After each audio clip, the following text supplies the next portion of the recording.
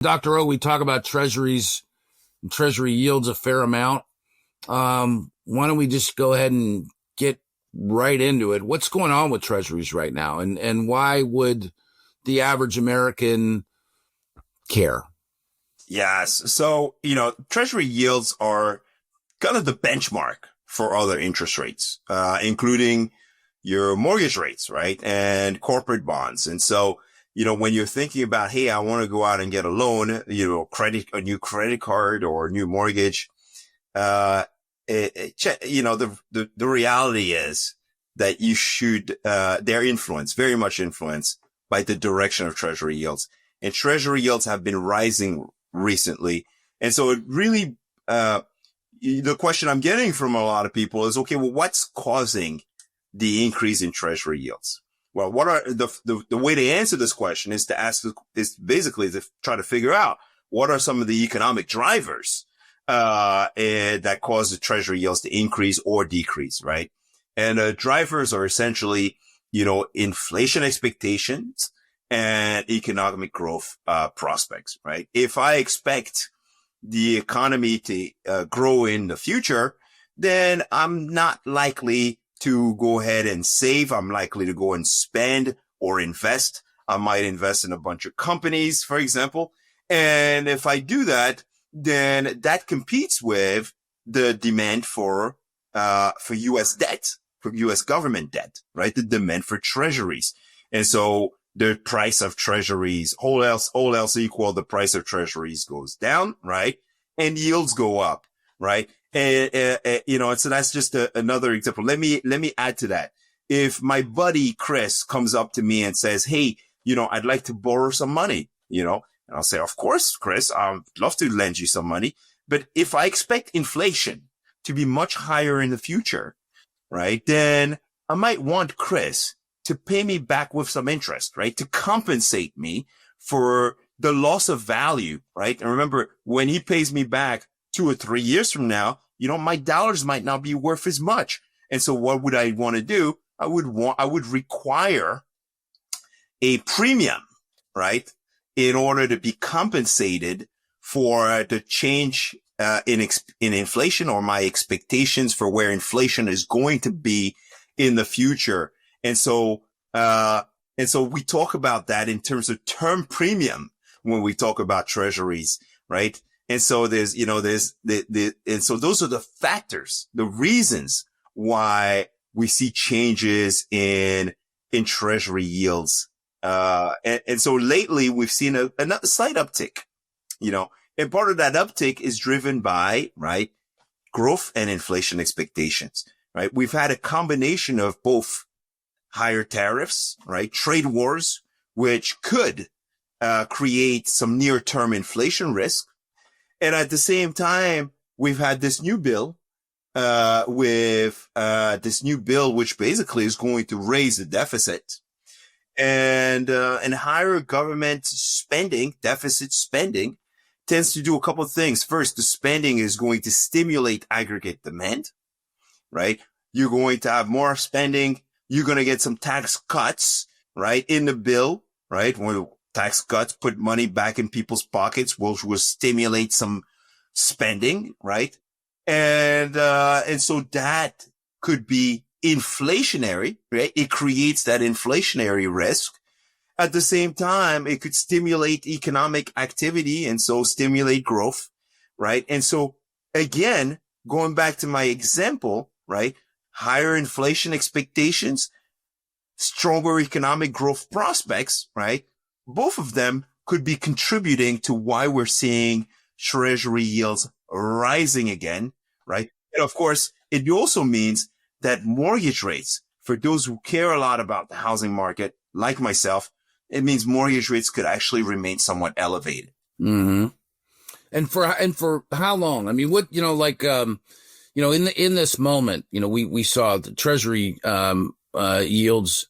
I think is maybe 2 weeks ago they were hanging out at around 4.38, and then as of Friday, like this past Friday, they were at 4.51. So they'd come up, I don't know, what is it? An eighth of a point. So like what like how much change could we expect? And like, feels like watching the hour hand to me, to some degree. Yeah. I mean, I'm sorry, Chris, if you spent all of your time looking at Treasury yields. I don't think you should be. And you got more to do out there. There's better stuff to do, man. The reality is they're going to be volatile. The market will respond to changes, to economic data, to incoming economic data. Every time the Fed will say something, right? The market participants will try to figure out whether or not the Fed has new information, about inflation. Right. And so you'll see these massive swings in Treasury yields. Every time we get a Treasury auction, the U.S. government wanting to go out and borrow some more money in order to finance these deficits, right?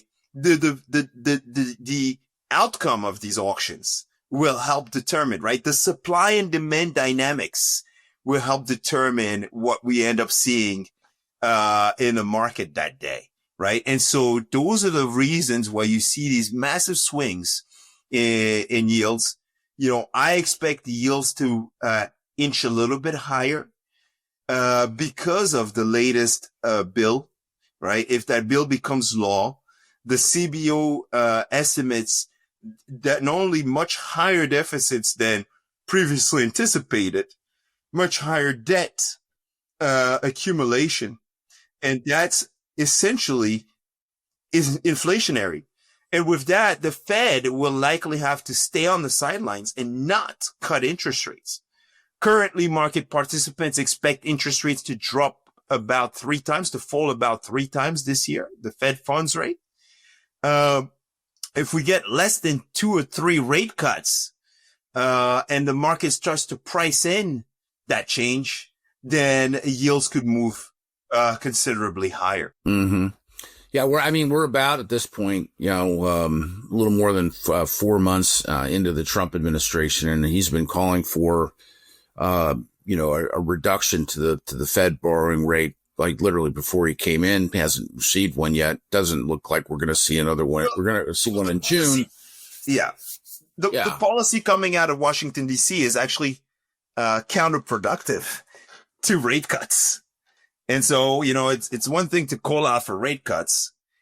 And then when you actually are in control of policy, you're doing things that are, that essentially are forcing the Fed to stay off the rate cut. Right. Right. But the Fed hasn't gone the other way. And in fairness to the process, I mean, and it's, not to be an apologist for this administration or anything like that. I mean, it's, trying to turn this boat around. This is not exactly as nimble, as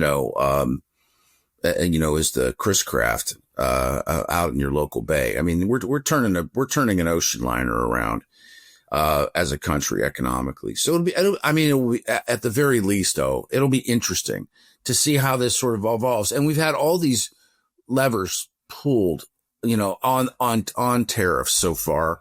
And what's in place, it's almost like you need a scorecard to know where we are. Well, look, again, I try to stay away from the and you do a fine job of that. I stay away from digging into the different levers, and I take a very macro view.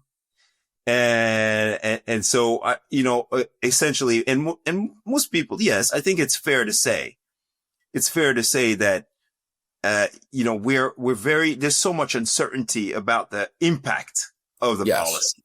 We agree on that. You and I 100% agree. That's right. There's so much uncertainty. And part of that uncertainty is also what's keeping the Fed on the sidelines. And we 100% agree on that too. Right. Yeah. And so that, I think that's the problem. I think we need a little bit more clarity. Yeah. We need more time.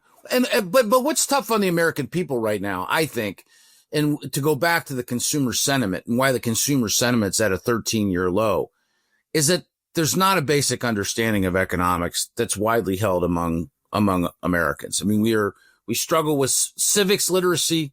We struggle with economic literacy. I mean, so, look, it's also the headlines, right? And there's no doubt about that. Headlines. And there's no doubt about that. Right. And so the headlines are going to affect how people feel about the economy. And so the headlines are playing a role, right? So in fact, when you look at, the economic policy uncertainty index, right?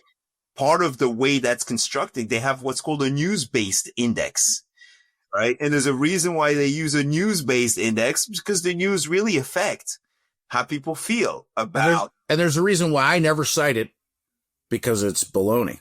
So it's not. I think it does a great job.